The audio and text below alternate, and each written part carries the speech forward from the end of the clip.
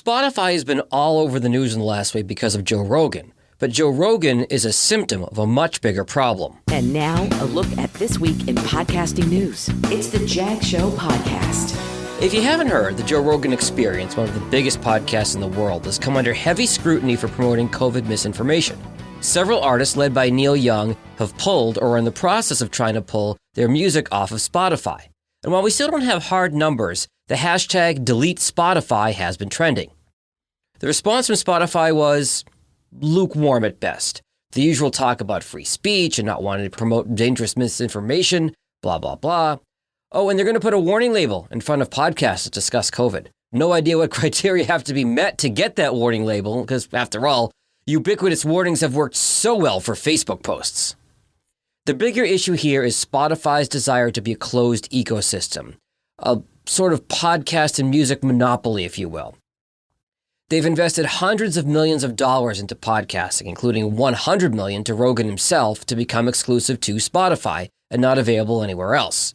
In terms of market share, the gamble paid off. Spotify is already the number 2 podcast app behind Apple. Some believe it's already ahead of Apple or will overtake Apple in 2022. But when podcasting started, the idea was for it to be an open ecosystem for all.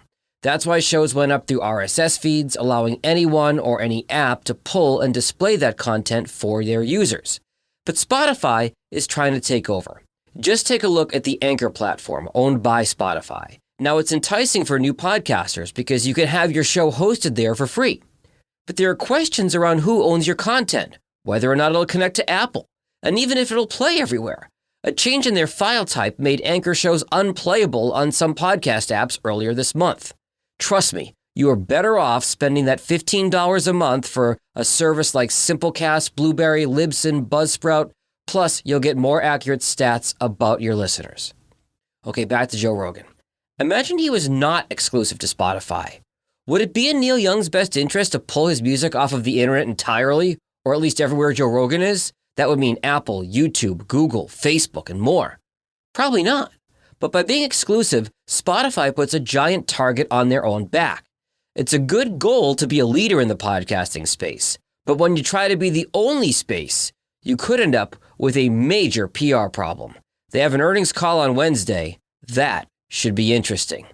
For a deeper dive on all of this, Pod News published a special edition about Rogan and Spotify this morning. That is linked in today's show notes. Until next time, later. Thanks for listening to the Jag Show Podcast. For help with your podcast, find Jag on the web at jagindetroit.com.